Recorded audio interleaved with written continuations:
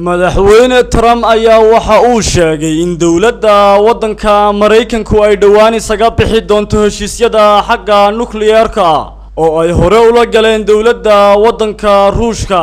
madaxweyne Trump oo la hadlayay wariyayaasha ayaa waxa uu sheegay in Ruushku uu jabiyay heshiiskii 1987. madaxweyne Trump oo la hadlayay wariyayaasha ayaa sheegay in Ruushku uu jabiyay heshiiskii 1987 ee xagga dhanka nuclear-ka.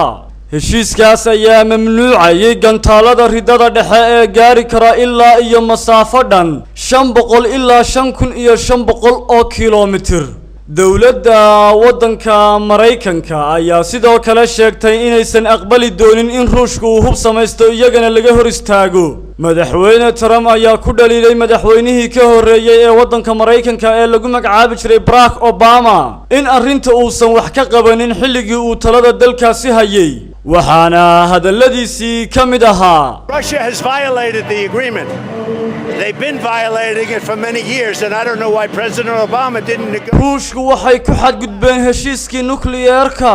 waxay jabiyeen heshiiska dhowr jeer. ma garanayo sababta uu madaxweyne Barack Obama uusan wada xaajood uga gelin heshiiska nuclear-ka ama san uu isaga bixinba. Unfortunately, honored the agreement, so we're going to terminate the agreement. We're going to pull out. madaxweyne Trump oo la hadlayay wariyayaasha ayaa waxa uu sheegay in Ruushku uu jabiyay heshiiskii 1987 ee dhanka nuclear-ka.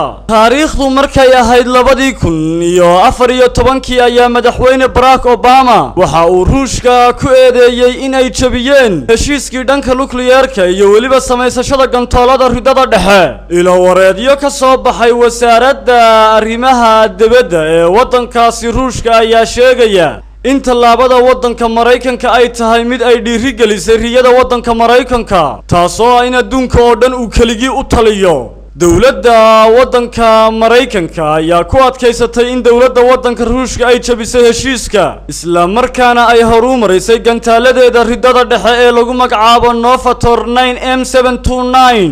taasina ay u sahlayso inuu xilli walba weerari karo wadamada gaashaanbuurta NATO. dawladda waddanka Ruushka ayaan wax faahfaahin ka bixin gantaalada cusub oo aan ka ahayn inay beeniyaan inay jabiyeen heshiiska ay la galeen waddankaasi.